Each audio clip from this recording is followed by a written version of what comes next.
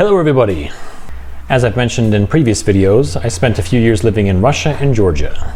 I didn't come home at all during this time, since my wife didn't have a visa to the US, and I would have had to leave her behind. When she did get her visa, we had to navigate our way through all these restrictions due to the pandemic, but eventually we made our way here.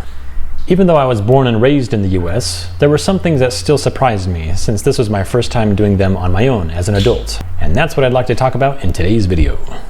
My wife and I like to eat out, and we did plenty of that when we were living in Georgia and Russia. In both countries, there's usually a 10% service fee, which is included in the check, so you don't have to leave anything else.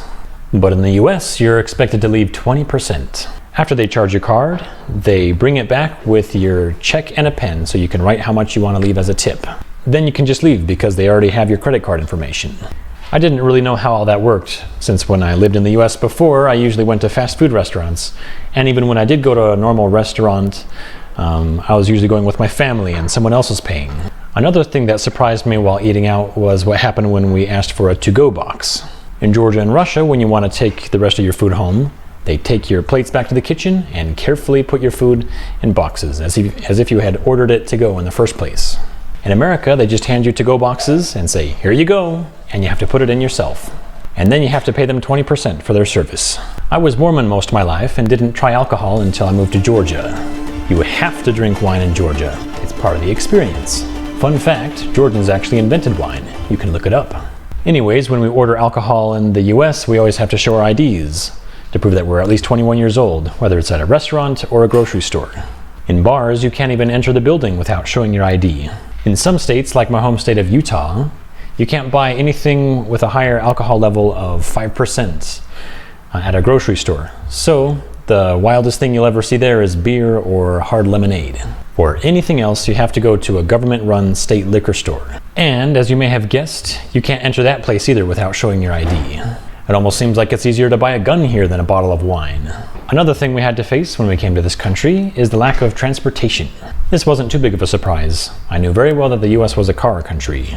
But since I work online, getting a car wasn't that big of a priority, so we didn't get one, and we still haven't. Getting around in the suburbs is extremely impractical without a car. We're currently living in Salt Lake City, which actually does have quite a bit of transportation as far as American cities go, but this transportation is far from reliable. It doesn't run on holidays, and half the lines don't run on Sundays either, including the commuter train. This train runs from Salt Lake City all the way down through my hometown in Utah County, but I can't use it to visit my family because the only times we have family get-togethers are on Sundays and holidays. So we end up having to take a taxi to get down there and spend over $40. In Russia, transportation runs every single day without exception, because people need to go places every single day without exception. We'll probably get a car eventually, and we'll just have to feel like second-class citizens until then. The issue with transportation makes going shopping a little difficult. In Russia and Georgia, you usually don't need any transportation to go grocery shopping. There's always at least one grocery store within a 5-minute walk of your apartment. You can just stop by on your way home from work and get whatever you need for that day or the next day. Here, all the stores are big and far apart. If you're using public transportation and want to go to more than one store, you better have a whole day free. I was 25 when I left on my long adventure to Eastern Europe, and I was still covered under my parents' health insurance at that time. When we lived in Georgia, since we weren't permanent residents, we weren't able to use their national health insurance, but we didn't need to. A visit to a gynecologist or a dermatologist in a private health clinic only cost around 50 lari, which is like $16. And that was the full price. We didn't need a referral or insurance or anything. Getting contacts was also pretty simple. You could just walk into any optical store and buy any contacts you want without a prescription or anything. In America, things are done a little differently. If you're like me and don't work for a company, then you have to get health insurance on your own. So when we arrived in the US, we went on to the government insurance marketplace website and got approved for a tax credit, which is like a subsidy that lowers the amount that we have to pay for our insurance each month. We qualified for a subsidy of about $600, so we were able to get a $600 insurance plan for free. I grew up in a very politically conservative environment, and when I was growing up, people were always like, boo, Obamacare, socialism. But if it weren't for Obamacare, I probably wouldn't have health insurance now, and I would never go to a doctor. Not everyone has an extra $600 a month that they don't need for other things. After we got our health insurance taken care of, the next thing we needed to do was find a place to live. We wanted to live in a city that was close to my hometown, but still somewhat walkable, so we chose Salt Lake City, Utah. In Russia and Georgia, there were usually plenty of furnished apartments that we could rent. Your landlord just makes a little note in the contract to indicate which things are theirs. Here, the only fully furnished apartments are student apartments, so we ended up having to get our own furniture. While we were apartment hunting, we stumbled across an apartment complex that kind of surprised us. It seemed like a pretty decent complex. It looked fairly new and had a pool and a gym and all the normal amenities, and a one-bedroom apartment only cost around $800 a month. But there was one catch. This was a rent-controlled complex, so if you made more than $40,000 a year, then you did not qualify. I never thought I would find myself downplaying my income to a potential landlord, but I handed her a bank statement from one of my lower months and said, "See, I'm so poor, I hardly make any money." And I qualified.